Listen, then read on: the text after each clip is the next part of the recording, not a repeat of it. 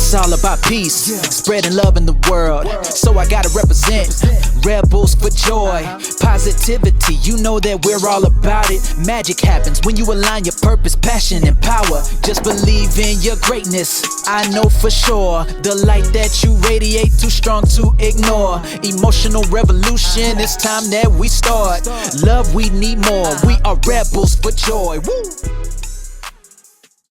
As I mentioned in the emails and the Facebook postings, in everything that we've done, is that I was talking about, how being an emotionally intelligent person actually comes with a lot of difficulties. Now, there's more benefits than there is difficulties. I mean, the benefits are we're less reactive, we're more self-aware, we are more emotionally in control. But the disadvantages are when we begin to recognize how dysfunctional other people are and how unwilling they are to take emotional or mental responsibility. And we see them suffering. We see them dragging us into dysfunction or drama or chaos. We see them being selfish and defensive and protective. And it really starts to get under our skins because we know as emotional, intelligent beings, that there's a better way. So how do we begin to transform that? And this is one of my favorite classes, especially around the holidays. In fact, it's one of our most popular classes. We have over 125 people that signed up for this week. So we're really excited that all of you are either on here or watching. And it's very understandable of why this class is so important, is because all of us struggle, especially when it comes to our inner circles. Now, your inner circle are going to be the people who are mother, father, brother, sister, aunt, uncle, different things like that. Or even our close friends. And so when the people in that inner circle are lacking the skills and understanding of how to be emotionally intelligent, but you might have some of those skills, it's going to be really, really, really hard to really engage with them in a level that you feel is optimal because you know better. Now, I'm actually talking with the assumption that all of you are emotionally intelligent. Well, you obviously are, okay? So even if you haven't studied that and you're not familiar with that language, being emotionally intelligent really is just the ability to be self-aware. All of you have to be there because you're watching this and you're engaging in this. Okay, that's why I'm going to talk to you as if you are. Because people who aren't self-aware would not seek out classes like this to try to find a better way to co-create your relationship. If I posted a class that said how to eliminate, assholes from your life, right? I would attract a different crowd. But what I said is how can we have a functional relationship? How do we engage with these dysfunctional people in a different level? That attracts a very conscious-minded group. So just pat yourselves on the back, okay? Because all of you are very self-aware, and now we're just looking for tools and solutions and how we can engage in conversations a little bit differently. Okay. So before we dive into this, though, I want to share with you guys a little bit about the dysfunction that I've been able to create a different relationship with. Because as I mentioned, we all have a story. So I want to share my screen with you all really quick, okay? And hopefully everybody can see this. Let me see here. So as I mentioned, let me actually just tell you a little bit about me. Because one of the things, like I said, everybody has a story. And my story doesn't start any differently than a lot of yours. At 5 years old, I was abandoned by my real father. My mother was extremely dysfunctional in the sense of, she felt really victimized by the relationship. And so she created a lot of this controversy. She had swept her 2 children away in the middle of the night. We grew up only knowing our father as Mr. Nobody. Stop. No. Not you guys, my dogs. I don't have my office set up yet. Stop. I don't have my office set up yet, so I'm in the living room, which is always chaos. Anyway, so at 5 years old, we had to grow up knowing our father as Mr. Nobody. Now, if you can imagine the psychological impact that just even that one thing could have on a child, is that when we would ask, where's daddy? well, we weren't allowed to say that. Like, why doesn't Mr. Nobody call anymore? And our response was, because he doesn't love us anymore. So I really got, from a very young age, this belief that Mr. Nobody was my father. Now, add into the mix that my mother actually used to allow us to see family members from my dad's side, but required them to pretend they were related to my mother, and so we had no connection with our real father. So we grew up knowing people like Aunt Hazel as my mother's sister when she was actually my father's sister. It's like that kind of manipulation. So if you can imagine, this is just a small tidbit of some of the psychological baggage that was coming as a child growing up. Well, then flash forward to being 8 years old, and that's when the sexual abuse started happening with a family member. Well, at 14, that scandal got exposed. But instead of really punishing or making my family removing that situation, my family actually took me to an attorney's office at 14 years old, and in a room with that guy's wife, myself, and my two parents, they all ganged up on me and started to shame me into signing a piece of paper saying that I made it up so nobody would get in trouble. Well, I think everybody was hopeful because he was remorseful that he would stop. Didn't happen. In fact, the sexual abuse got worse and worse and worse over the years. Now, take all of this stuff into consideration, right?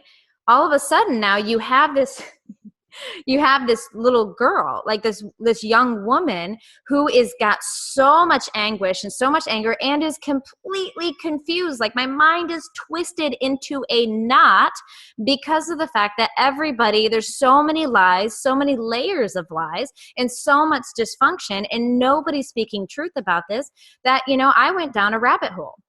And I got into drugs, and I was into a very abusive situation, very abusive relationships.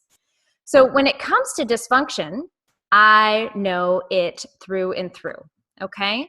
So I share this little bit of my story because I know some of you who are watching this or some of this, haven't really got to know me on that level. That I'm not just your personal development, what I call your Mind Fu master. I'm actually your Mind Fu master who's been there, done that. So now you flash forward to today, and you're going to find a woman who has a very healthy relationship. She is married to a wonderful, very supportive man. She is got a very functional relationship with her dysfunctional family. And that all resulted as a result of me being able to change the rules of engagement with the people that I engaged with. So it doesn't matter what your story is, okay? Because the truth is we all have different layers. And we're all dealing with very unconscious-minded people. And when we start to really think about it, that the people in our lives that are causing the most disruption, many of them are hurt themselves. They haven't had the chance or the ability to work on themselves just yet. And so what we have is a world filled with hurt people who unconsciously start to hurt people. So when I mention narcissism, for example, right, people who are very self-absorbed, only think of themselves, never have that ability to really consider other people's thoughts or feelings or the impact that their actions are going to have on others, we are so quick to judge that and say, oh, you're a horrible person. But what we might not recognize is that that person has been conditioned their whole lives to be in a state of survival. And so as a result, they only know how to take care of themselves and take care of themselves first, because the threat of not doing that means that they're not going to have any. They're not going to have their slice of the pie. They're not going to be able to survive. So a lot of time, narcissistic people are just hurt people who have been conditioned. Are you hearing this? Okay. Who have just been conditioned to absolutely take care of themselves because no one else is going to do it for them. Now, it doesn't make it right. Okay. So I really want to put a big disclaimer here. As I'm talking about this stuff, you're going to hear me like switch sorry, starting to have understanding and compassion for the people who are causing all this disruption. Now, one of the things I'm going to cover today that I absolutely want you to hear now is that just because we can have understanding and just because we can accept people does not, under any circumstances, make their behavior acceptable. The last two things that I will teach you, so it's really two parts of what I'm going to teach you today, okay? So let me actually pull that up on my screen. And you're going to see me flipping through slides, but it really is just because I'm going to be going all over the map today with different examples. Is this is what I want to show you, okay? Is that the first part we're going to talk about really our part, taking that mental and emotional responsibility for how we feel and how we think, is releasing our emotional attachment and baggage. You need to write that down. So the very first thing we're going to do is we're going to release our emotional attachment and baggage that is surrounding the people who hurt us, okay? Because if we do not take emotional responsibility for our part, that's when, Angela, you become emotionally reactive, okay? So that goes to what you were saying, what you wanted to learn in the beginning of this. When we become emotionally reactive, it's because it's like a hook. They have hooked us emotionally or pulling us in to something. They've activated some kind of wound, some kind of past trauma, some kind of hardship, some kind of negative core belief or insecurity or fear in you. So the very first thing we're going to teach you today is that we need to deal with our emotional stuff. We have to be able to get out of the hook, get out of the chaos, and deal with our emotional aspect of this. The second part, okay, and this is where we move into changing what I call the rules of engagement. So now when we begin to change the rules of engagement, this means that we have to not only change how we perceive and how we relate and how we interpret what the other person is saying and doing, we also have to change the interaction. So it really is a two-part job, and that's one of the most important things that I want you to remember today, okay? So write it down. If you haven't already, write it down. Number one, you need to deal with all your internal emotional baggage. Rule number two is we need to change the rules of engagement, okay? So we have to change the dynamic internally and externally so we can have a different interaction with these dysfunctional people. But if we're not dealing with our internal dysfunction, it's going to keep getting us hooked and you're going to keep reacting as a result of it. Does that make sense? Okay. Can I get a yes that makes sense in my chat box? Something? I want to make sure you guys are with me here. Okay, so, okay, Amy, we'll get to boundaries in a minute. Bhavini, I found the raise hand button. Oh, good, she did. She said click on participants and she can raise your hand. Awesome. Thank you, Bhavini. She found out how to do that. Okay, so Amy said that she's found that many, I don't know if I want to say that just Leo men, because if we label that, then we're going to think that anybody who has those birth dates are that. So, but, so your brother's narcissistic though, that is important. So we're going to be able to kind of work around that because we need to change, like I said, the internal and the external. So good. I got everybody in the chat box saying yes, yes, yes, yes, yes, yes, yes. They are high ego people. Okay. Good to know, Amy. I don't know much about astrology. I know a little bit about mine, and every now and then it says, you're going to have a good day. I'm like, yay. That's all I know about that. Okay, guys. So good. I'm glad that all of you are understanding this content because we're going to take it now a step deeper. Okay. So my goal by the end of this is to really give you a big overview. But if you could imagine the conversation we're having here is only still a fraction of what I need to teach you to evolve those relationships. All right. So there is a way, and I can teach you that better way. And I'm going to give you the outline of how to do that with some tools today. However, I need you to understand, if you walk away from this and you're like, okay, I got this, I want you to just focus on one tool, all right? So I'm going to break down these two parts for you, all right? So you have it. Part number one is the inner work. Part number two is changing the outward dynamic, okay? So maybe you have two lists on your paper. Maybe you just write 1 and 2, and we're going to expand on each of them now. But at the end of this, I really just want you to think about what is one thing you need to start doing now. If you try to do all of them all at once, it's going to be overwhelming, and you're not going to have success with this. Change happens with micro movements, guys, not mega movements. Mega movements are that happen in our lives, but just not all the time. It's the buildup of micro actions that allow for mega change in our lives. So walking away from any training, whether it's this one, anything else I teach, or anything anyone teaches, I want you to focus on just what is one thing that I can adopt from this and start to use right now. Okay? So keep that in mind as we begin to expand on these things now.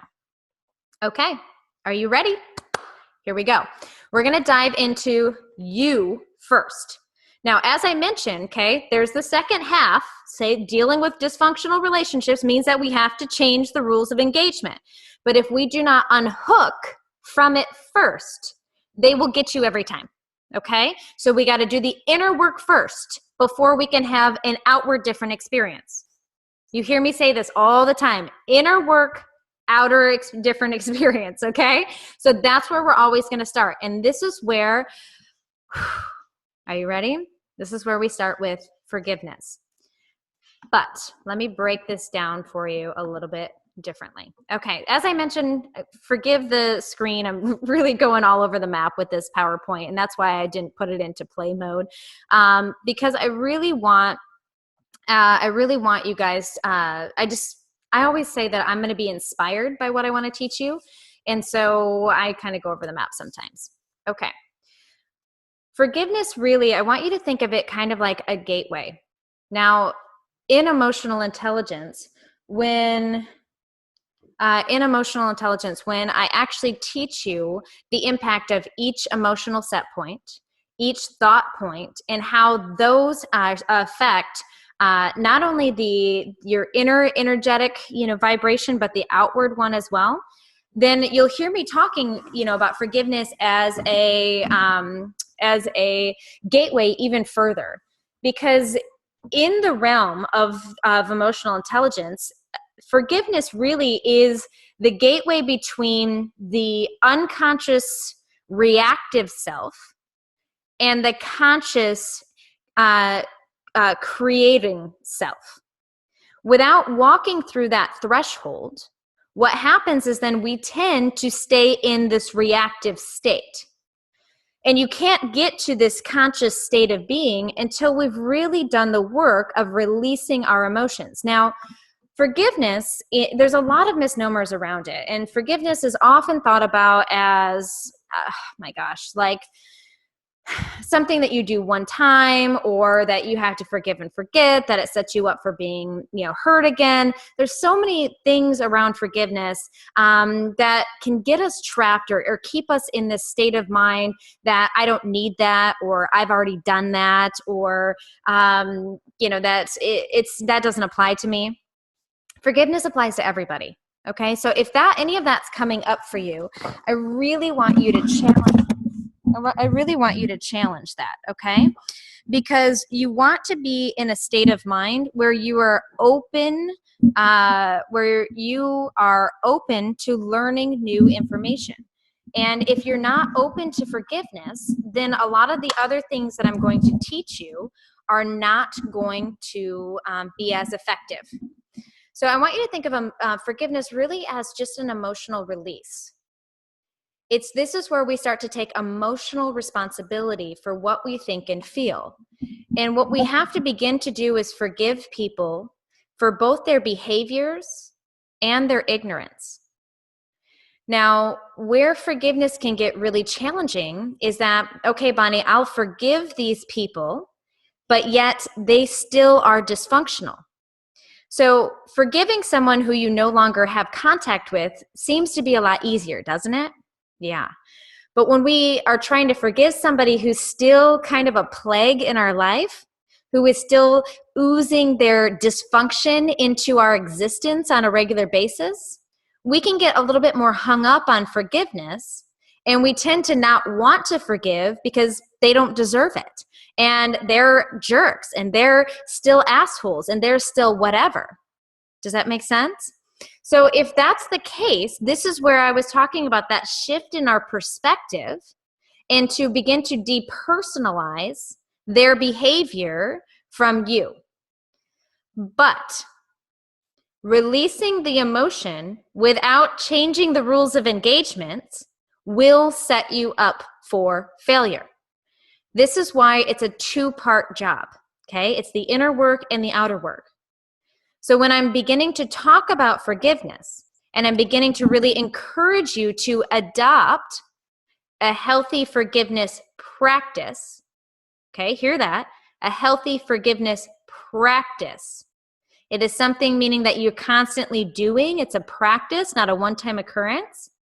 That when I'm asking you to adopt that, you have to both trust and know that it's not going to result in the exact same experience because you're choosing to engage boundaries and changing the rules of engagement, okay?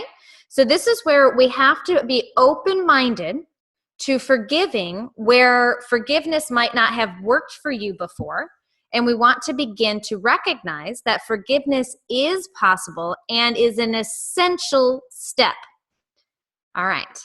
With that being said, let me actually share a little bit more into forgiveness, okay? As I mentioned, it's a gateway, right? This is the gateway drug to conscious behavior, okay? It really is. You want to walk through the gate. You absolutely need to understand how to forgive in the most optimal way, all right? Now, hear that. Again, forgiveness is something you need to learn. This is one of the most essential, fundamental practices that I will ever teach you, okay? I can teach you thousands of tools to changing the neuroplasticity of the mind, to helping you become more emotionally intelligent, to helping you be less reactive, right? To be more interactive in your relationships. And almost all of it has a basis in forgiveness, but it's not something that's sexy. In fact, forgiveness isn't something that when, I'll post about, I don't get dozens of people signing up for the class because most people think I don't need that or I don't want to, especially if you were the victim of a situation. So Anne Lamott says that forgiveness is giving up all hope of having a different past. This is so true. Forgiveness really, Tony Robbins says it's a gift you give yourself. Okay? It is a gift you give to yourself. This is something that this gateway is for you. Now, one of the biggest misnomers around forgiveness is that we're doing it for someone else, that I have to forgive them, and thus meaning that I'm condoning or pardoning or excusing their behavior.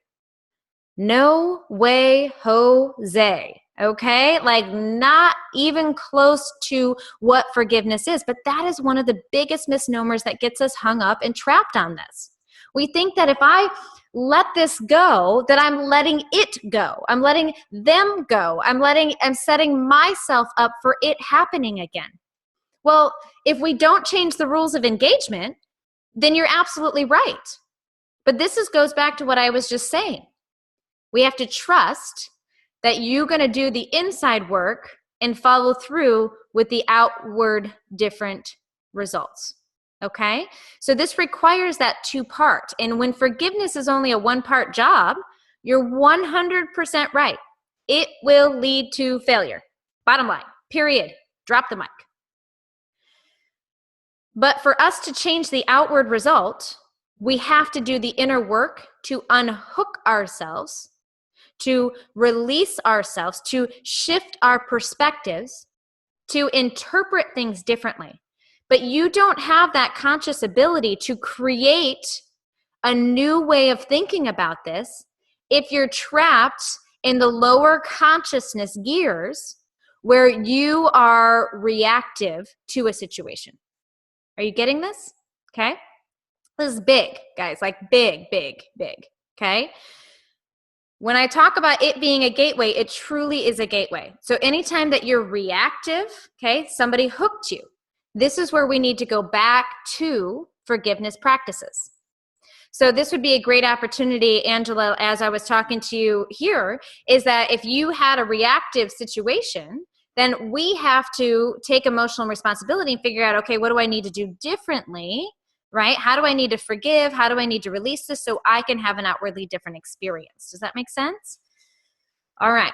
So, but forgiveness has a lot of components to it. And I really want to kind of break that down a little bit more. So if you have questions already, put them in the chat box. If you're with me, say, I got you, girl. Like, I'm with you, Bonnie. Yes, this makes sense. I'm here. Let me know in the chat box now that you're totally with me. And I'm going to break down this first step a little bit further, okay? Because as I said, the inner work starts with forgiveness, but there's many dimensions of forgiveness that we need to understand. All right.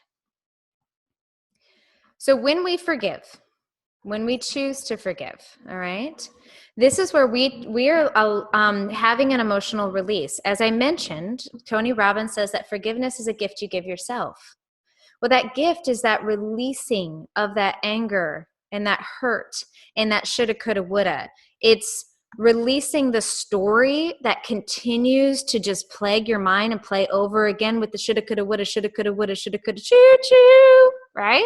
Right? If you're obsessing in your mind of how you should have said something different or how you could have had a wittier comeback or, you know, how you would have liked to see that play out different or fought that person or hurt that person or said something better, right? That is when we're on the shoulda, coulda, woulda train. This is where we have to start to back up and recognize that you are drinking the emotional poison.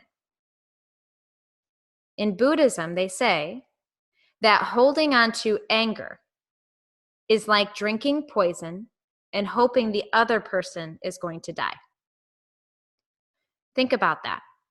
When we hold on to anger, disappointment, regret, frustration, being mad or irritated or disgust or sadness, those emotions trapped in our bodies is like us drinking poison and hoping the other person will be punished for their behaviors or actions. Now, I know I'm not the only one in this, okay? I've been down that crazy train. I've been on the shoulda, coulda, woulda train for a long time. So if you know this is you, you need to own up to that. Put it in the chat box and say, yep, that's me. Did that. Totally there. Got it. Got the t-shirt, okay? Because the first step is us acknowledging that, like, crap, I do that. And when we can acknowledge that we do that, now we have an opportunity to do it differently. Are you with me? So first we got to recognize that when we are drinking the poison, when are you drinking the emotional poison? And in our minds, we hope that if I just keep withholding forgiveness, that this is going to change their behavior or dynamic. Are you with me on this? Okay? That's the crazy train. And I get it because I wrote it for years. I seriously got like 17 t-shirts if anybody wants to borrow one. Okay? Like, that is totally understandable. Because we just don't want to let this go. We're afraid that if I let this go, it means I'm letting them off the hook.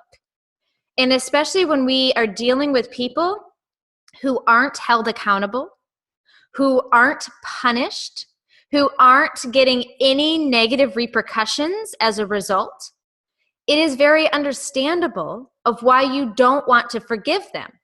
Because we feel that if we do, it makes what they did acceptable to some degree. Are you with me? Okay, so this is what gets us super hung up in forgiveness, is that we think that if I let this go, that it's going to make it acceptable, or we're going to it's going to make what they did okay. This is where one of my favorite things, and a lot of my clients, they love this statement, is that we have to get around this mindset that accepting someone and something does not mean that making it acceptable. Huge distinction here, okay? Huge distinction. I can accept you're a narcissist. I can accept that you are dysfunctional, but it does not make their behavior acceptable. So here's another one of my favorite quotes by Joan Barenko. And she says that you can forgive someone who has wronged you and still call the police and testify in court. Do you hear that? You can still forgive someone. You can release that. You can stop drinking the poison and still call the police and testify against them in court. It's okay to hold them accountable. Are you getting this here? Okay, this is huge. It's okay to hold them accountable for their behavior. This is where the other part, the boundaries, okay, the releasing expectations, that aspect, the changing the dynamic is an essential piece of having a functional relationship with dysfunctional people. But without releasing the inner hook, they will suck you into a confrontation and drama and dysfunction every time. We have to unhook. I mean, we have to do the work to process our internal hurt and frustration and anger and release it so we can be in those conscious gears, so we can be in the mindset to be able to consciously create the dynamic that we desire with them versus being reactive, which will happen if you don't walk through the gateway of forgiveness. Okay? This was a huge thing. So Amy, I love it. So Amy is in one of, she's actually in my year-long program. And I love this because she's just like, this is huge thing that you've learned. And I'm so glad that you're sharing that because it is a big part of this. And forgiveness is often overlooked. It's something that people dismiss. It's something that we're also like, yeah, been there, whatever, done that. Okay, tried that, didn't work before, or that just set me up for failure. Challenge your inner voice, that inner critic. Because a lot of times that resistance to forgiveness is based in fear. And it's because we're afraid of being vulnerable. We're afraid of it happening again. You guys, when we can break free of this and truly allow yourself to be an absolute... My heart is overwhelmed right now because it's such a big thing here. And I want you guys to realize that you can be the most authentic and soft expression of yourself, even around dysfunctional people. You don't have to live a life where you're protected, guarded, and defensive because of the people around you. Now, there might be moments, especially in your training, okay, that you might have to wear added layers of protection, okay? You might have to have added layer of armor. But it's as long as you're continuing the practices and as long as you're doing the work and walking the path and you're practicing your tools, you too can get to a point that you don't have to wear so much armor. I can be in a room with my family today that still, half of them aren't even talking to me because I asserted a boundary that said, hey, I love you guys. However, I really don't feel comfortable being around the person who sexually abused me my whole life. So it's okay that you guys want to, but I don't feel okay with that. So when I come around, I really don't want that person in the room with me. Would you honor me with that? And they said no. And they haven't talked to me in 2 years. They're really mad when the book came out too, because the book talked all about it and I aired everybody's dirty laundry and they're not happy with me. I'm not laughing because it's funny. I'm laughing because it's absolutely silly, right? It's like, this is why they choose to not love me anymore. And it's because they're so wrapped in this story, and I can have understanding. But the difference is that even still today, despite the fact that they will throw rocks and tell me that I'm a horrible person, that I'm a hypocrite, that I'm pathetic, that I'm, and when I say they throw rocks, they throw rocks. Like, we had to completely ban them from social media. Because they went on this went on this long rant where they were sending my husband emails, my team emails, me emails, saying how big of a worthless piece of shit I am, to sum it up. Okay. So we had all of that.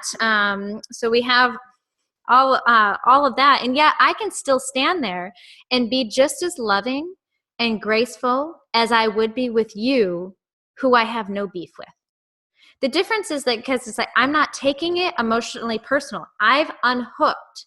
I've done the work internally to recognize that this has nothing to do with me. This is their hurt. This is their embarrassment. This is their shame. And they don't know what to do with that emotion. And when people are feeling threatened and they don't know what to do, they will throw rocks. Okay? Mentally, emotionally, or physically. They throw rocks at people they don't understand. They don't understand me. I've changed the rules of engagement. Okay? I've done the inner work and they don't know what to do, so they throw rocks at me. All right? And so as a result, though, because I've done all the internal work and now I know how to change the rules, I don't take it personal. And I'm able to have the same amount of grace and love and understanding in that situation as I would over here. Does that make sense? So that's what I really wanted to make sure that you guys know, is I want you guys to know that that if you find yourself closing down your heart, being guarded, not willing to trust, especially if you're getting into new relationships, that is all because of this preconditioning. And we want to release those emotions and allow you to find a better way and trust in the new skills so you can have a different experience. Okay? So to sum up, because I want to move on, I want to spend the next 20 minutes talking about the second part, because I know 90% of you, that's what you really want, okay?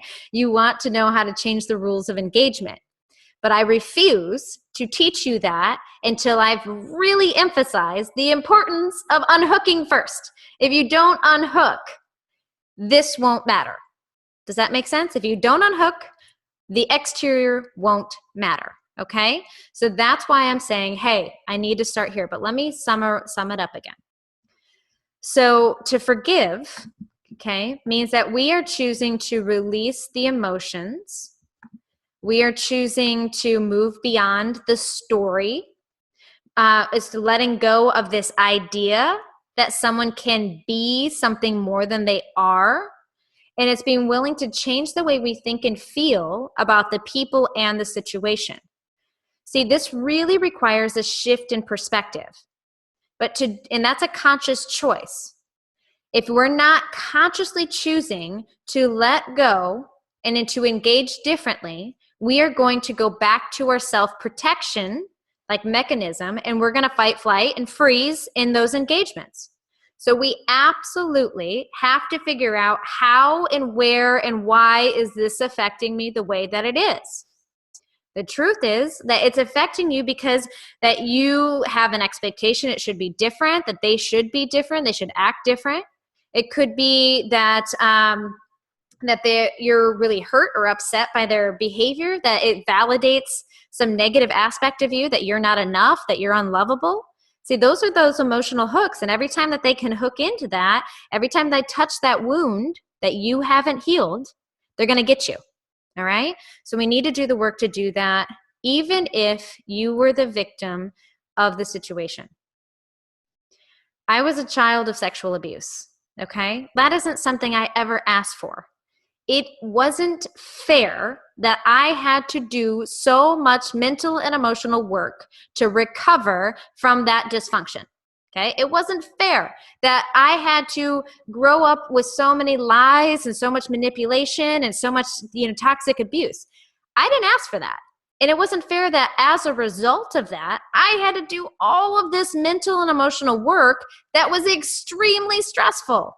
Okay? It was cost me tens of thousands of dollars. It was expensive. It was frustrating. And I was a hot mess. It's understandable to be upset and angry about that. And we have to do something different. So the last thing I want to make sure to recap around forgiveness is that forgiving does not mean forgive and forget. Okay? Forgetting is what allows this to happen again.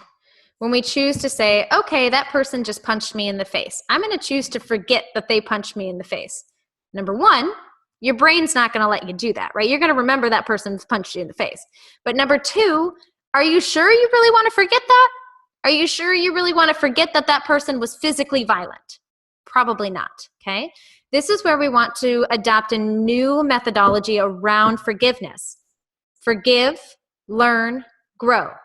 Forgive, learn, grow.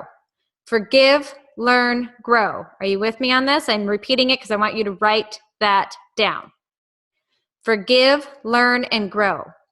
If we're not evaluating what happened, how it hooked you, and what you need to do differently next time, so if you're not changing the rules of engagement, you will set yourself up for it to happen again. Now, if you are forgiving, learning, and growing, and it still happens again, that just means that there's more layers for you to learn and for you to grow, okay? So we really want to make sure that we are focused on this. Next, we really got to recognize that by accepting, okay, our past and accepting the mistakes that we have made and that other people have made, doesn't mean that it makes it acceptable. It is okay to hold other people accountable. But lastly, the thing that I want to say about forgiveness is it really helps us get into a better place of understanding. When you're in a constant state of survival, meaning that you are always guarded and protecting yourself from their dysfunction, we're never going to get to a place where we can have more understanding of why they're so dysfunctional in the first place. When we can shift out of our judgments, they're just a narcissist. They're just an asshole. They're just cruel. They're just mean. They're just passive aggressive. And we really start to evaluate because we've unhooked. Now, again, you can't really move to understanding until you've unhooked. You've done the work to release. But you get to this place where you start to say, okay, what pains in their life would cause them to behave this way? Now, talk about mind-blowing here for a moment. When we get out of our story and we get out of all of our emotional hooks and we get to this place where we can start to say, okay, what really is going on here? What would cause this person to be so dysfunctional? Because if you think of the essence of who we are as humans, and you go back to our childhoods, for example, all of us, well, before dysfunction corrupted us, we were innocent. We were full of life and joy. And then what happens is that life corrodes that joy. It begins to condition us to be defensive or protective. It begins to teach us to shut down our hearts or to be reactive or to be controlling. Because sometimes, that's like or it gets us to identify our self-worth with what we have or accomplish or who's in our lives.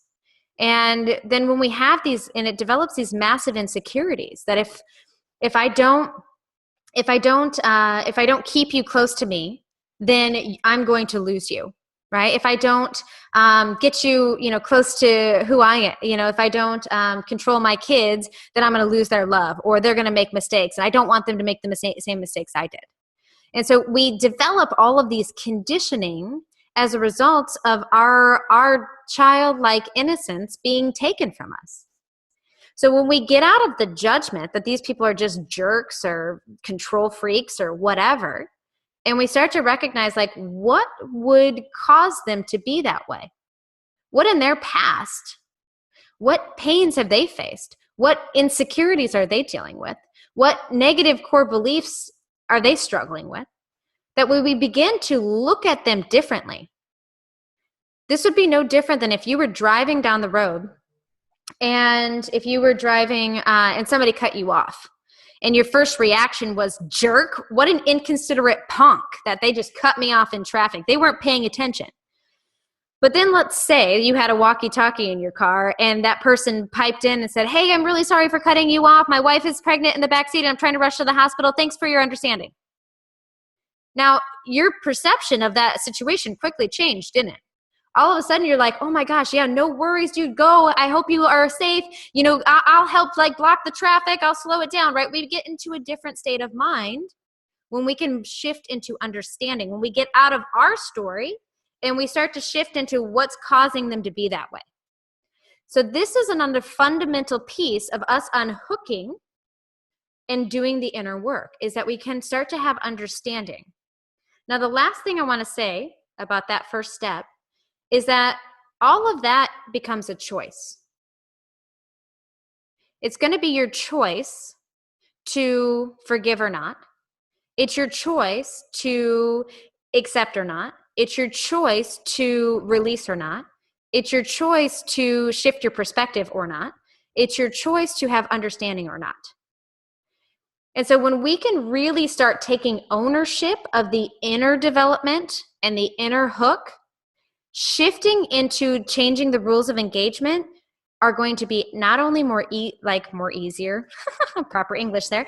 It's not only going to be easier, it's going to be life altering. Because even when you set those rules and you practice your boundaries, that they can get all pissed off and freak out, and you're still going to be okay because it has nothing to do with you. And they're not going to hook you and drag you into it the way that they always have. So how you have a functional relationship with dysfunctional people starts with you. Removing and eliminating all of your inner triggers. Okay? Okay. So does anybody have questions before I move on to the second part, which I know all of you are anxiously waiting for? Does anybody have any questions? Put it in the chat box now, okay? I love it. Amy says that what people do has nothing to do with us. That is so true, is that other people's reactions and behaviors and defensiveness and narcissism actually has nothing to do with us. It is just the inner work where we take it personal and make it all about us. And this is what needs to be untangled so we can recognize that no, a jerk is a jerk to you and to the store clerk, okay? It isn't personal. It is just how some people are, all right? Okay, I'm going to move on. But if you have any questions, put it in the chat box now.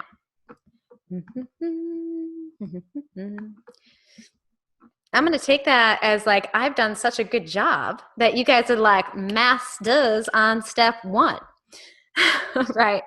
Step number 2 is where now we're going to talk about expectations. Okay. Now,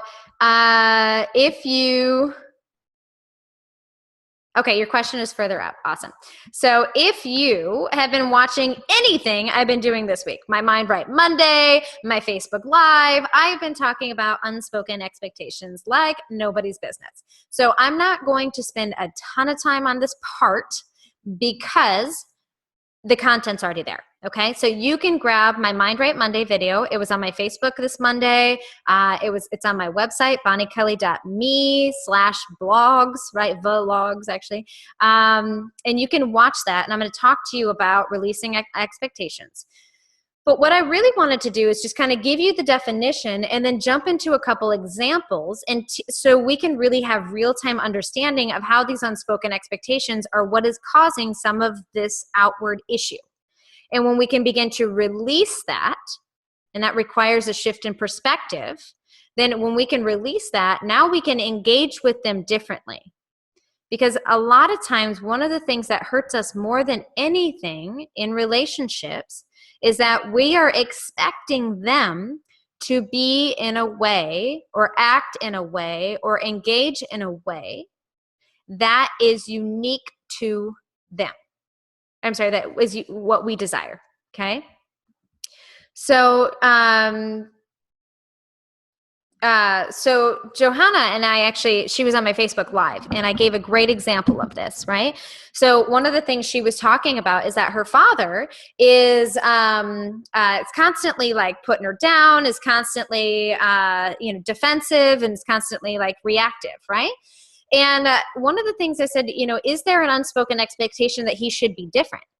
Because I bet you, especially when we think about the roles of mothers and fathers, that we expect them to behave in a certain way. We expect them to be nurturing or loving or understanding. And when the idea of who they should be does not match who they are, hear that again. When our idea of who they should be does not match who they are, or what they are capable of, we get hurt. Okay? So I need you to hear that again. Say it's our perception of who we think they should be versus who they are capable of being that causes us hurt. And it isn't until we start to get real with maybe that person isn't capable of being the person we desire them to be. Maybe they weren't loved as a child, so they don't know how to love. Maybe they're too busy taking care of themselves that they don't know how to be supportive and listening and there for you. And so when we have these people who aren't capable of being what we think an ideal mother or father or brother or boss should be, then we're going to constantly be disappointed when their behavior does not match our idea of who they should be. Do you hear the difference? It is 90% of the time our spouses, our children, our parents. When we are feeling disappointed by their behavior, a lot of times it's because their behavior did not match what we expect from that role. And so one of the things for us to do is that we have to be able to start to advocate for what we desire and release the expectation that these people can or are or will be any differently than what they're capable of being. So when we can release this and really get clear with where it's our expectations of who they should be that are causing us suffering, we can then let go of this fantasy idea and get real with who they are, and then build a relationship based in reality, not in our ideals. Are you getting me here? We have to build a relationship on what we can expect from people, not what we wish or our ideals of that engagement or that relationship. When we can do that, now we can set ourselves up to have a completely different experience, because now we can change the rules of engagement based on what's reality versus on what we hope. So one of the first things that you need to do is you need to start writing out think of somebody, to start with thinking about somebody who causes you a lot of hurt. Maybe it's your spouse, maybe it's your mother-in-law, as Angela said. Okay, who is it? And then you think about what you expect from them, but then what you actually get from them, and recognize the disconnect. And then ask yourself, okay, let's get real here. What can I expect from them? And when we can get honest with that, now all of a sudden we can start to say, okay, this is who I'm actually dealing with. How do I want to engage with this person and how they actually show up? Now we're consciously going to create an engagement based on reality. Now, if you want an exercise to do that, watch my Facebook Live or my Mind Right Monday that I did Monday. So it's a video I did on Monday, or it's on my website. It's the top blog, so you can get it there. And you can watch that, and I'll take you step by step in how to do that. All right. Okay, let's see here. So the thing I wanted to explain about expectations is a strong belief that something will happen or be the case in the future. It's really an assumption. Now, if you don't know the definition of an assumption, it's this. It is something that you accept as true or certain to happen with no proof. So really, an expectation is just based on something that we have a strong belief that this is the way it should happen, and it's based on an assumption that they're going to do it. And it's also a belief that someone will or should achieve something. Now, shoulding is actually a form of shaming. And this is a great indicator of when you have expectations not being met. And I say, if you're shoulding all over the place, you should stop, because it's starting to stink, okay? Because shoulding, get it? Shoulding sounds like shitting. Pun of the day. You're so welcome. All right, guys. So we want to be mindful of our shoulding, but let me give you some examples here, okay? And then I'm going to move on to the last and final most important step, which is boundaries. And then I'm going to open it up for questions. Okay. Now, here's an example. When you were dating, your partner was very romantic. Okay, but over the years, the romance fades. So we expect the romance to continue, but don't speak about it, and the conflict and disappointment, hurt, brew. Does this sound familiar? A lot of times in our intimate relationships, we are wanting our partners to still perform at the level they did in the beginning, right? Maybe they were more thoughtful, maybe they were more considerate, maybe they spent more time on you. And then if we're just expecting that to continue and it doesn't, and we can get into the shame train where we're just like, you used to do this for me. Why don't you do this anymore? And that just pushes them further away, shuts them down more, or creates more conflict, okay? It's because that we're not approaching it in a way from love and kindness. See, without communication, this unspoken expectation will lead to a tremendous amount of conflict. This is where we have to learn to advocate for our needs. We need to learn to ask for what we want in a loving, kind way. Hear that again. Ask for what you want in a loving, kind way. And that means free of judgment. So that means that we have to get away from judging them for not doing the behavior, for not being more romantic, for letting it fade. Get out of the judgment of how they should be and start to ask for what it is that you desire. We must challenge our expectations, and we need a clear agreement. Your partner may have no idea you still want that kind of attention. But when they feel shamed about it, when they feel wrong about it, when they feel bad about it, when they feel that they're not enough because they're not doing it, you're not going to get the result you want. You're sending your partner in a tailspin of feeling low and unworthy versus inspired to do what it is. We must create clear agreements even with our partners. Okay, so here's what we do. Hey, hun, I've been craving some romance. Would you be willing to plan a romantic evening for us this Friday night? Now, I get it. Some of you are like, Bonnie, I shouldn't have to do that.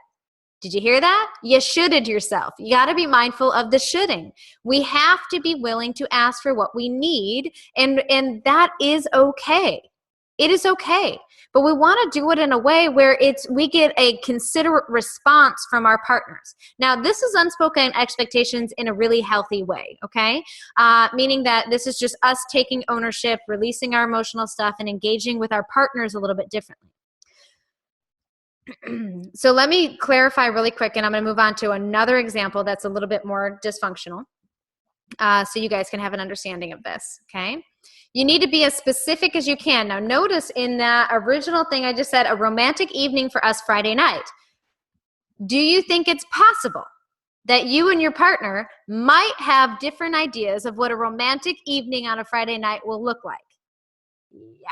So if you have an expectation of what a romantic evening on Friday night is, you need to be more specific in that request, okay? My husband and I do this all the time, just so you guys know. This is one of our healthy engagements here, is that when we want something or desire something, we'll say it, okay?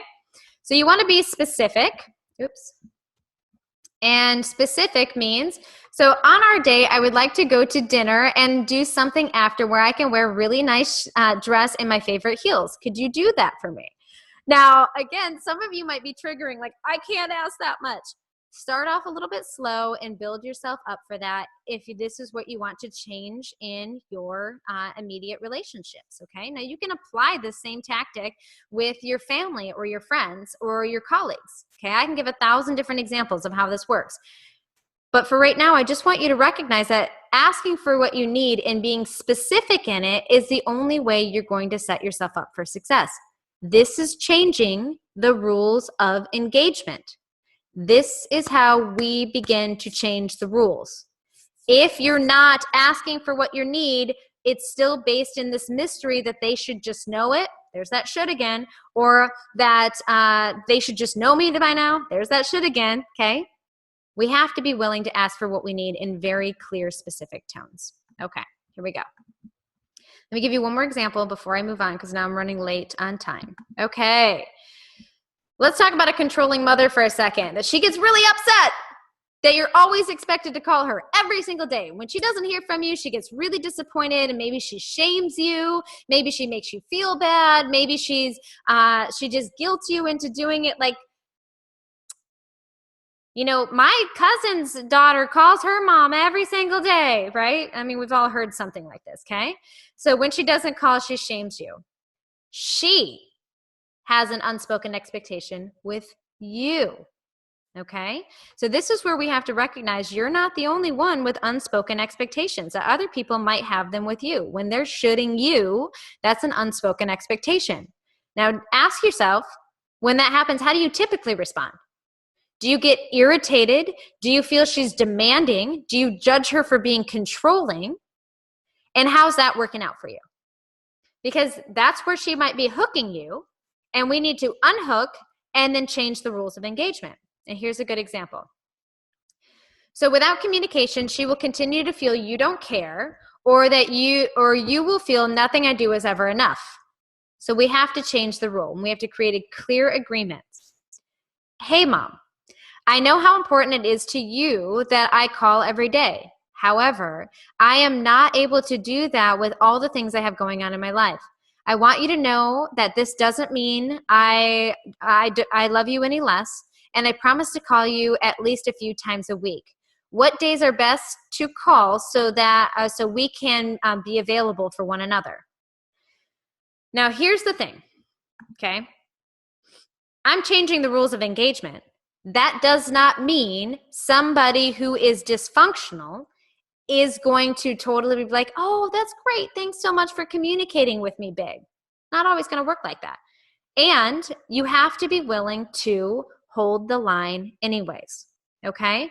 Because one of the things that I say, and you're going to want to write this down. Are you ready?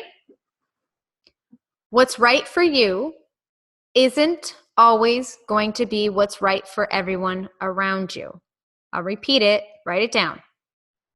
What's right for you isn't going to be what's right for everyone around you. Okay? So it is so important that you guys recognize that when you begin to change the rules of engagement, when you begin to set boundaries, that they're not always going to respond in the way that is cooperative. And you want to still do it with love and grace and being emotionally unhooked. If they hook you, go back to step number 1. Forgiveness, accepting, understanding, and choice, okay? Go back to step 1. If it doesn't hook you, you're doing great. Just keep having love and grace and asserting the boundary. I say that when we begin to change the rules, okay, this is where it is so imperative. Hear me. It is so important that you have a lot of patience and grace, because you are the one who's changing the rules of engagement. It'd be no different than if you guys have been playing Monopoly your whole life, and all of a sudden a new rule comes out and everybody's got to follow this new rule, and it really creates chaos because people who were winning aren't winning and people who had a lot of money are losing money. It's kind of the same concept, right? Is that when you've been playing the game of life with these people a certain way, you have taught them and conditioned them what's acceptable and unacceptable behavior. And as soon as you come in and say, okay, that's not okay anymore, I'm not doing that anymore. If you don't have grace and love and understanding that they're going to be like, I don't like this, and freaking out, okay, then you're going to get hooked into their freak out, and you'll be like, well, no, it's because it's been wrong so long. And then you're conflict and you're hooked, and then whoop, now you're dysfunctional. Are you with me? So we have to be patient and recognize that they're not going to like it for a little while. When I changed, the number one judgment that I got, and the same thing I hear with my clients all the time, is this: I like the old you better. I hear that one a lot. My clients hear that one a lot. I liked the old you better. And this is where, again, it's just like, well, the old me, like, da-da-da, and we can get defensive. Instead, it's just like, I understand that. However, the old me was suffering, and I'm choosing not to do that anymore. Would you be willing to have understanding about this? Is there anything I can do to help you understand this better? And we can have that love and recognizing that, hey, you changed the rules. It's not their fault that they're upset. They're like, hey, I don't know how to behave. I don't know how to interact. I don't know how to connect with you anymore. it'll change. And the more that you hold that truth, the new truth, the easier that they're going to start to get used to it, and that becomes the new normal. But at first, that new normal is kind of painful. And so we have to have a little bit of love and grace with that. Okay, let me get to this last part, and then I'm going to stay a few extra minutes to answer your guys' questions, okay? Because I know that I'm going to go over a little bit. And like I said, this is a huge conversation. This is not a 90-minute conversation. It's a big conversation. Okay, so boundaries. Now, boundaries is, again, this is an hour-and-a-half long conversation in and of itself, but we're going to try to talk about the brief rules around boundaries. So boundaries, there's really unhealthy and healthy boundaries. Now, unfortunately, all of you, including myself, are very guilty of unhealthy boundaries. An unhealthy boundary is when you don't use your voice, you don't ask for what you need, and it's situation after situation, it escalates and it builds and builds and builds and builds, and to the point where you're bubbling over in the top and they're like, why don't they get it? And we explode. Ah!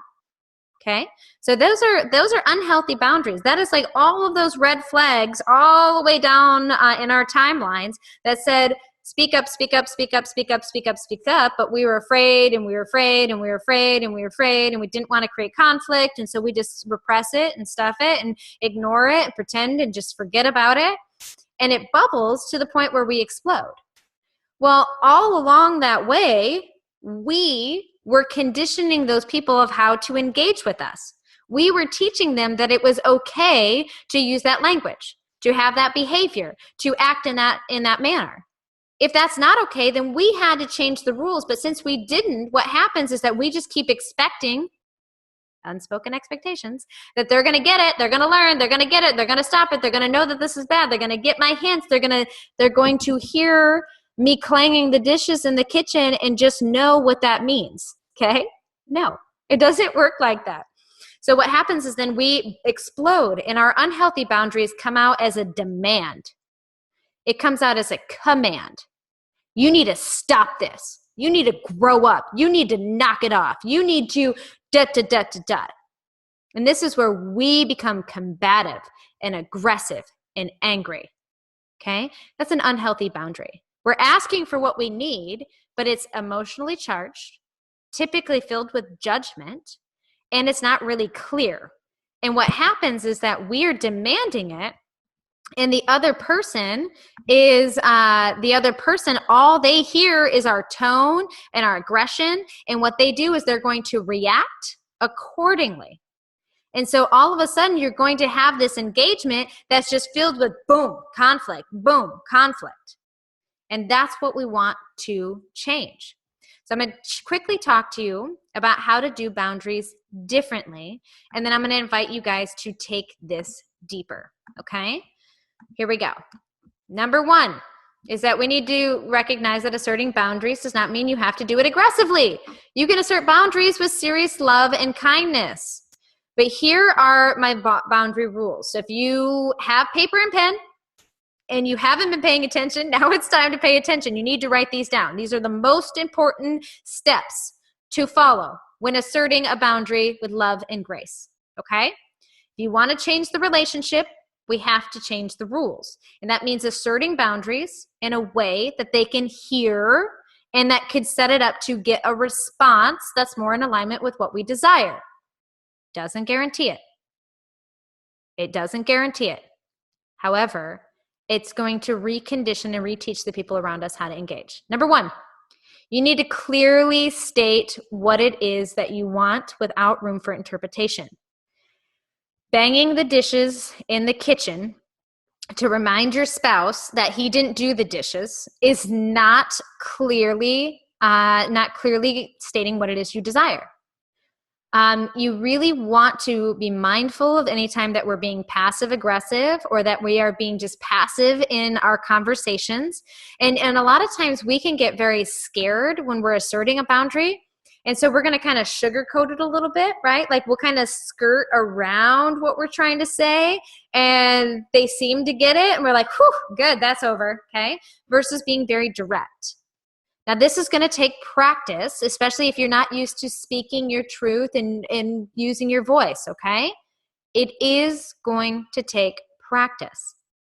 But with enough practice, you're going to get really comfortable with uncomfortable conversations, especially when you know that you have the ability to do them with kindness, love, and grace. That leads me to my next one, which is kind. Okay? Is that you want to be clearly ask what it is you desire, but you also want to be very kind about it. You want to give the people the benefit of the doubt that they just don't think like you do. They don't understand things the way that you do. They don't interpret things the same way you do. So you want to be kind about it. And even if you've asserted a boundary and they forgot, okay, I'm using dishes for some reason today, but let's say you and your husband have an agreement that he does the dishes and you've woke up every morning for the last 2 weeks and the dishes aren't done. And so you're really upset about it.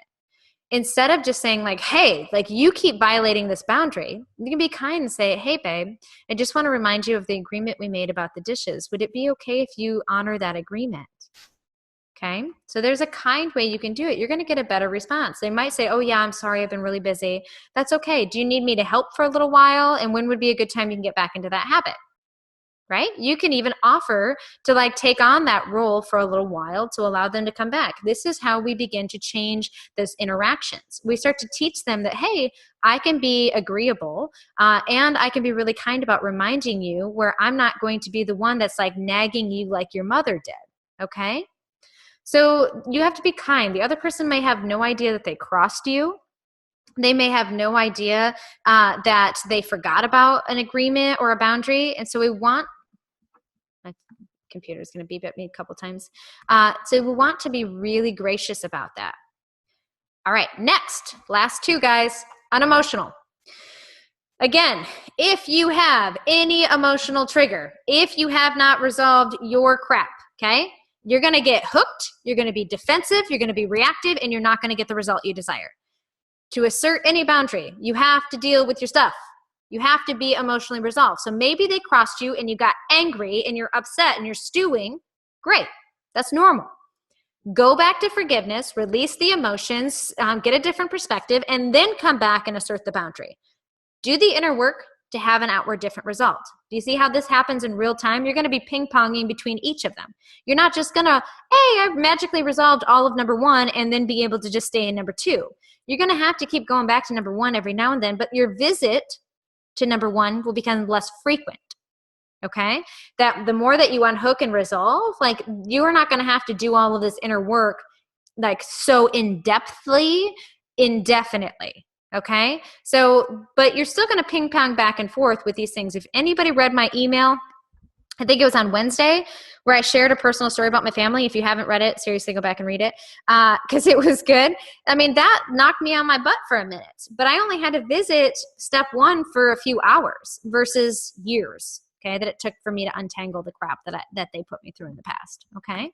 So unemotional. We need to unhook and unresolve from this. And last but not least, this is my favorite absolute boundary rule, is that you need to make it a request versus a command. 9 times out of 10, you are going to be commanding a boundary because you've reached your threshold. You're not going to get the result you want. A request is in a form of a question versus a statement. I'm going to give you a quick example. Command. You show up an hour late is beyond disrespectful. I deserve better. Don't you dare do it again. You going to get what you want? No. So a request is, it really bothered me the other day when you showed up an hour late. I'm sure it wasn't your intention to hurt me. Okay. However, in the future, would you be willing to honor our scheduled appointment? This is where we can begin to we can set them up. We give them the benefit of the doubt. We emotionally unhook and we make a request for them. So here's what I want you to remember. Number 1, release, accept, forgive, do the inner work. Number 2, change the rules of engagement. If you guys haven't noticed, this is going to take practice. And honestly, practice is going to make perfect. So you're going to try different things, and some of it's going to work and some of it's not, and that's okay. But the truth is, forgiveness is possible. Now, the last thing I want to say, because I'm going to open this up for questions, and I know you guys have some in the chat box, but can you tell that this is a deeper conversation? Can you tell that this is going to be something that is much more extensive than what I'm teaching you right now? I'm giving you the overview, but there's so many more elements of it. There's a lot of details and practices in here. If you have listened to me for the last hour and a half and you're saying, oh my gosh, yes, I need to learn this, guys, I invite you to go deeper with me. I do have something just for you. So I'm going to spend no more than 3 minutes talking about this because honestly, that's about as much time as I have before we go in a little bit deeper. But I have developed a course that talks about all of these steps in so much more depth. And this is where I want you to remember, okay? Everything I shared today is not a theory, that I've overcome this myself. But I've created a very comprehensive, A to Z methodology to move beyond this, to really step into forgiveness. Now, I'm not going to give you guys a huge pitch, but I really want to show you this, okay? So I have this course, and I'm actually going to, let me just do this. Hold on, because I only have 2 minutes and something seconds before I'm going to answer your questions, okay? Is that I have this course that's available for you guys right now, okay? And I think that I have to, hold on. I think you guys can see, I don't know if you can see my screen. I think I'm on the wrong screen. Hold on 2 seconds. Boom, boom, boom. Yeah, I was on the wrong screen. Give me a second, guys. Now I'm down to 1 minute and 30 seconds. I'm good about honoring my time. So I got a special just for you because it is the holiday, okay? For as low as $65, no kidding, that you guys can get access to my Forgiving the Unforgivable course. Now, this is a 6-module course. It's going to take you deep into forgiveness. In fact, 3 of the modules are just talking about that acceptance, compassion, releasing all of that. Deep into releasing expectations, giving you all the tools and understanding, and then finally taking you into boundaries, which is the most important piece of the pie, and taking you step by step. There are worksheets in a workbook that takes you through this entire thing. So you can tell if you decide that you want to do this, I'm going to give you the link. You have 15 minutes to sign up for it to get all of these little goodies. Because not only are you going to get the course, and I'm telling you when I say that I've never released it at this price, I haven't. So you guys are going to have a hell of a deal. You get my Forgiving the Unforgivable program, which is normally $349. You get all of these extra affirmations, meditation, and visualization bonuses. You're going to get a 2-hour live forgiveness training that you get to watch me teaching forgiveness in real time. You get access to my 21-day emotional detox program. And you get 2 tickets to my next live event, which is coming up in spring, okay? So it's at over $1,000 value that we are offering it to you guys today for $97, all right? So I'm going to give you the link. If you want to take advantage of that, it really is mindfooacademy.com/forgive. You're going to be able to grab it for $197. Sorry, I apologize. Okay.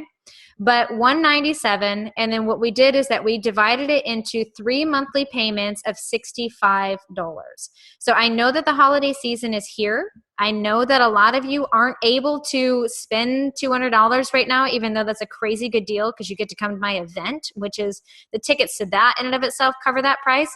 But we can break it up into 3 payments. It'll be automatically charged to your credit card, 65, 66 today, and then 2 months beyond this, and you're going to get access to this course, okay? So it's here for you. I have something for you, all right? So let me grab that link and put it in the chat box. Once you click the link, you will have 15 minutes. That's it. So you might want to copy and paste this link, but then let's spend some time talking right now, okay? So I want to invite you to take this conversation deeper with me. It's so good. And the tools and skills that you'll learn in that program are things that you can use over and over again to go from first to second, back and forth between those 2 gears. And you truly can evolve the relationships with these people that are in your life. So if you know that any part of that is what you need to work on, grab that, okay? It's $197, but you can get it for $65 a month. It's crazy.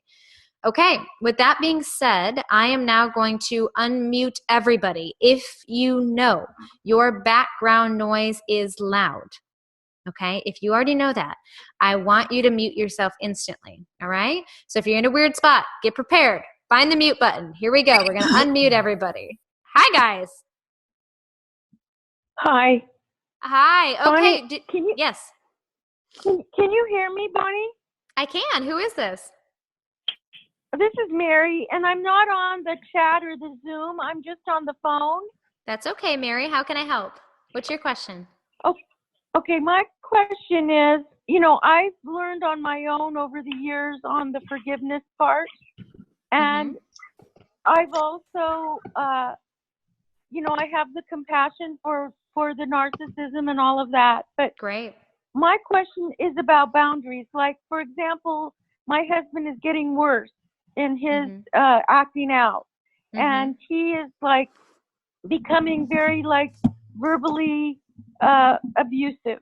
And when I've told him, I've kindly set a boundary saying, you know, it's not acceptable for you to talk to me like that. See, that's still a command. That's still a command. So as soon as you say it's not acceptable for you to talk to me like that, that's a statement. So what we want to do is we want to change it to a form of a question. But finish what you were going to say, and I'll be happy to continue to add on that. But I just wanted to make sure I pointed that nugget out. Okay. I didn't realize that, and I accept that feedback and want you to elaborate on that. But when I've told him that, he keeps doing it. Yeah. Okay. Now, does he agree when you say that's not okay? Or what is his response in the moment where you assert the boundary? He doesn't say anything. Okay. Okay. So maybe he's taking it in, but he doesn't buy into it? Well, then a few days will go by, and then it'll happen again. Okay. That's normal. All right. So I want you to know that getting people to honor your boundaries is like building a new habit. Okay. And if anybody's ever had a New Year's resolution that has failed miserably, then you understand how difficult it is to build a habit. So this is where we have to have a lot of patience, and we have to, what I call the 3-strike policy. Okay. It's taught in that course that I just offered right there, is that last video is just all about boundaries and my 3-strike policy. Now, what that means is that I'm going to constantly remind people, because I recognize that they're not going to instantly remember a request that I made, even though we will, because it was so big and pressing and it took so much for us to make that request. What happens is that they will default back to whatever their default programming is. So you got to remember their behavior, the way that they engage with you is just a default. It's just like a default conditioning. It's how they're just automatically reacting. It takes a lot of time and a lot of practice and a lot of patience to transform that. So this is where we, being the ones who are changing the rule of engagement, want to constantly reinforce and say, hey, I know you're really upset right now, but you remember the agreement we made about that language. Would you be willing to really watch your tone? Would you be willing to really honor that agreement? Would you be willing to? Okay. So you see how I'm still posing it in a form of a question, because think of it like this. Okay, Mary, is that when someone says, hey, that's not okay, don't do that. How does that make you feel? Well, for me, I like that because it's direct and it's clear, and I understand what they're saying. Okay. But, you know, that I'm an attorney, and so I kind of talk that way. Got it. Okay. Okay. Well, that's a beautiful thing to acknowledge, okay, that you're going to be more direct and that you value directness, and that's okay. However, not everybody is going to relate to that. Typically, when someone is really direct, it's going to put us back into us feeling very small, insignificant, or it could emasculate. Okay. And then when we get into that place, then we're going to go into our defense, because we're going to want to try to protect ourselves, protect our pride, protect our identity, protect our honor, right? We're going to go, whatever it is, we're going to go try to protect ourselves. And then you're going to not get the response that you desire. This is where you want to form it in a phrase of a question, right? Just like, I mean, if you're an attorney, I bet you're a master at this, right? Is that you ask leading questions to get the answer that you want, right? It's kind of the same thing. So we can easily just say like, hey, babe, you know, when you use that language or that tone with me, it feels really disrespectful. I know that that's not your intention. Okay, it's important to give them the benefit of the doubt. That puts their guard down. Mm-hmm. I know you're not doing this to hurt me. Okay, I know that's not your intention. However, it is hurting me. Would you be willing to not behave this way? Would you be willing to lower your tone? Would you be willing to not use that language? Because it puts me into a defense, and then I'm getting reactive with you.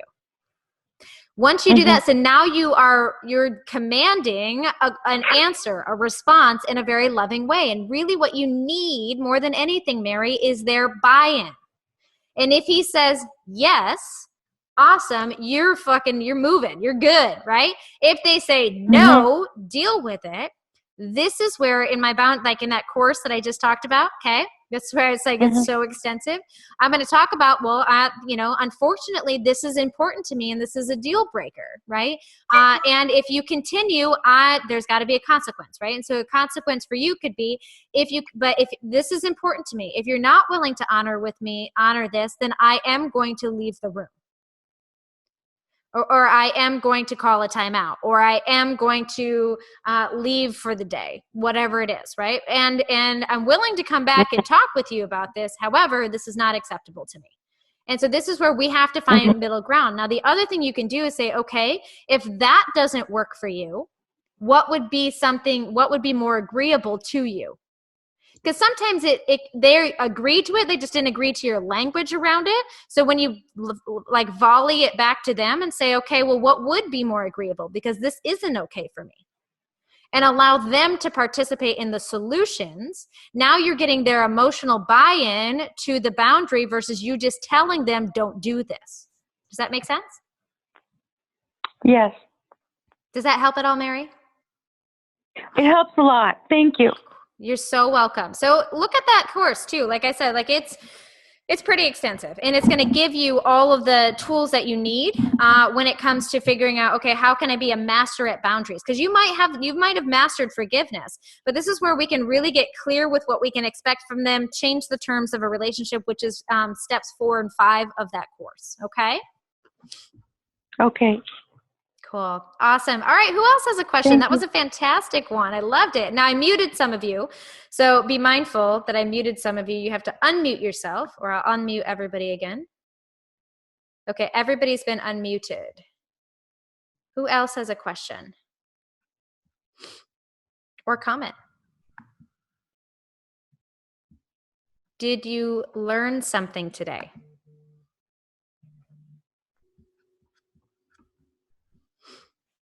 Okay, so Helene said, this is amazing in training. Unfortunately, I have to jump off, but I'll listen to the last part in the replay. Awesome. You're so welcome, Helene. I love that.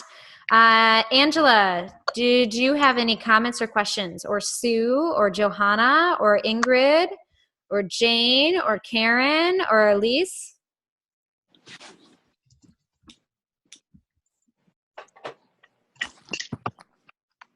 Okay. Bonnie? Yes, good. This is Sue. Hey, Sue. How can I help you? I just wanted to tell you thank you. You did a great job. I appreciate your time and effort. It's great. Thank you. Awesome. Very cool. Well, be sure to share it, you guys. Like, that is the best gift you could give in return. Okay. If you want to take the conversation deeper, grab the course. If you want to, if you know other people in your life could use this information who struggle in dysfunctional relationships, share it. Email it out to them, forward it on Facebook, do something, tag them, send it in a private message, invite them to tomorrow. I'm going to be back here again tomorrow teaching the same class. And like I said, it's going to be different in a sense of you never know what's going to come out of my mouth, but it is going to be kind of following these same principles and talking about how we can begin to have a different relationship inwardly and outwardly so we can have different engagements. So if you know anyone else, please, please, please invite them, share the invite to this email, and let's change the world together, okay? Okay. Hi, Bonnie. I have a question. Hey, Amy.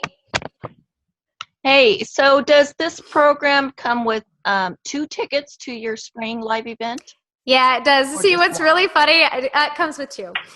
So what I love about my clients, so the course, just so you know, Amy, you have a big chunk of this in, it's not, condensed the way that it is in this, like, but you get this in our year-long program. But what I find is a lot of my clients, such as yourself, buys these bundle deals just to get the tickets, because then you get 2 of them for so cheap. So I love it. Yeah. Yes, you get 2 tickets. Yeah, that's what Maggie always does. That's what everybody does. They're like, I'm just buying your bundle to get your tickets. I'm like, sweet. I don't care. Yeah, you get 2 tickets to the event. And so as soon as you buy it, then you'll get access to that as well. So maybe you know somebody in your life that could use the forgiveness course, and you can give it to them as a gift and totally confiscate the tickets out of your bundle. Yeah, and it seems like it's a little bit more extensive, is it? Or? It is. It's more condensed, yes. So in the year-long program, we kind of break it up, and we're like here, here, and here. So you have 3 different segments of it, where this is just really refined, very like bump, bump, bump, bump, bump, and teaching you how to walk through it. Okay. Yeah. Very good. Thank you. You're so welcome. You're so welcome. Oh, any other questions? Can I ask one last quick question? This is Mary again. Yes, Mary. Okay, I'll be very quick. What if you ask for what you want and you do it in the way that you say, which is clearly and, kindly, and they hear you? But I think what I'm missing is I'm not getting the agreement. And because I'm not getting the agreement, I'm saying what I want, but I don't get what I want. Right. So again, 2 parts to this. Okay. So the first part is that we have to, make it in a form of a request so you can get the buy-in. Okay. Because when you're doing it in a closed sentence, there's no room for them to get buy-in. They feel lectured, right? So remember, when we open it into a, would you be willing to do that? Would you be willing to honor me? Would you be willing to use different language or tone? That gets the buy-in. If they say yes, then we just have to kindly remind them of that when they forget, because I can guarantee you, Mary, they are going to forget, because it's building a new habit. And so what happens is like, it just is like when you're building this new habit, it's like training a puppy to go pee outside, right? It's like, they're not going to know the difference between inside and outside for quite a while until it's really ingrained in their thought patterns that, oh, we pee outside, we don't pee inside, right? And I hate to compare people to dogs, but it's kind of the same thing, is that you have to train them over and over again with love. And I mean, it's not like you're going to beat the puppy. Don't beat your spouse when you're asking them to change like behavioral patterns, because it is just conditioned programming that gets them to do this way or that way. Just like with a dog, is that with enough repetition and enough reminding, that dog knows, I don't pee in this house. But if we're not reminding them and they pee in the house, and all of a sudden, like after 5 years, we decide like, nope, that's not okay anymore. Okay, that dog's not going to understand that we changed, and they're going to have accidents in the house and try to still go outside. Do you get what I'm saying? So it's once you get the biggest thing. Go ahead. No, I go was ahead, going Mary. to say, I think the biggest thing that I learned from you tonight is that I've been missing a big step, and that is getting agreement. Yes. I get what I want, but I don't get him to agree to it. Right. And that could just be because it's not in the form of a question. Right. Yes, I like the way you said it. Thank you very much. You're so welcome. And then the other side of it too, okay? The other thing that I was going to say is that if they say no, right? This is where, don't stop at that. Don't get angry. This is where you can then say, okay, well, if you don't agree to that, what would be more agreeable to you? Because this is really important to me. And that's where you then try to hook them into the conversation about the boundary. Because again, they say, well, I don't agree to that blanket statement, but I can agree to blah, blah, blah, blah, blah. Okay. So my husband, I swear to God, should have been an attorney. Like, I mean, he is like, words matter, details matter, right? Like, I mean, like every word in a sentence. And I'm like, I'm talking about my intention of what I'm saying. And he's like, intent doesn't matter when it comes to actuality. That's my husband. Okay. Yeah. But so what I've had to learn to do is that when I'm asserting a boundary with him, like he'll be like, no. And then it's like very like, what do you mean no? Like, so that's where I've had to even learn to say like, okay, well, what would be more agreeable to you? Because this is important to me. And he's like, well, I'm not agreeing to that blanket language. And I'm like, oh, okay. So what would be better language? And then all of a sudden he's like, Mhm. well, if you say this, and I'm like, okay, so I say this, would you agree to that? And he's saying yes. And I'm like, boom, I got agreement, right? Mhm. And so now there's a Yeah. victory. Mhm. So when we can think about boundaries not as like a brick wall, but more as like the gray area, the area where it's conversational, then we can get them to buy into it more, even when they're really defensive and reactive. Now, sometimes, guys, this is my last disclaimer, sometimes that when you're asserting a boundary, we remember to do it in the middle of an argument when emotions are high.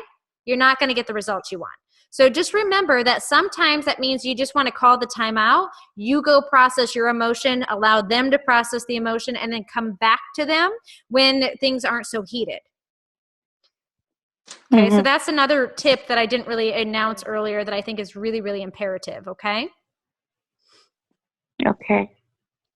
Okay, so Johanna did ask a question. You asked it twice, sweetie, and I'm sorry I forgot this. It says, how can I start to not hold on to things so much? I keep having things happen again and again, okay? This is where doing that forgiveness practice, right? We have to release the emotional hook, but the other part of it is that we need to learn to not take it so personally.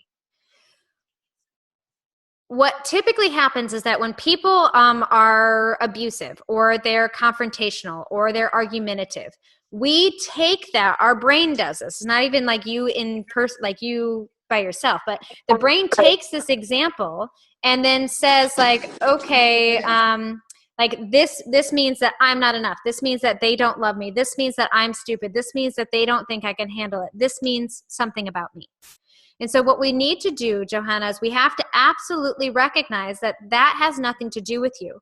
So your first step for you is to take a time out, okay? Go process your emotions. So that goes through those first couple steps I talked about, forgiveness, releasing expectations, all of that emotional process. That course I just told you about for $197, okay? You can make payments over 3 months. Best thing you could do for yourself, Johanna, okay? I mean it. Like this is going to be that starting stone to allowing you to learn how to engage in that relationship differently. I know you struggle with your dad. I know. And it's understandable, okay? But you have to learn the tools to unhook. We have to process this to not make it so personal. And that's what the first 3 modules in that course are going to teach you to do.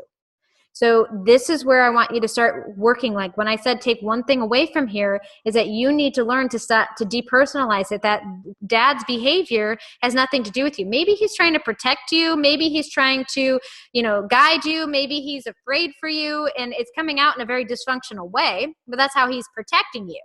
But because it's so hurtful, we're taking it personally that we can't see his intention of being helpful. But again, if we can't unhook, we can't change. So this is where I'm going to ask you to go back and do that personal dev work here. Okay. Okay. Awesome, Becky. Thank you for that private message. She just says emotional intelligence is the best thing that's ever happened to her. So I'm so excited for you guys. All right, last chance. I have muted you all once again. So unmute yourself. Last chance. You have me right here, right now. If there's something pressing in your life, if there's someone that is causing you dysfunction, just like Mary had a great example. We gave her really good insight and subtle tweaks to hopefully allow her to have success, okay?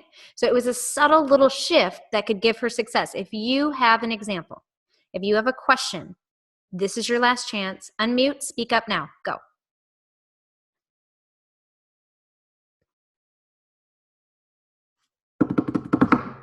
All right. With that, I'm going to wish you all a farewell.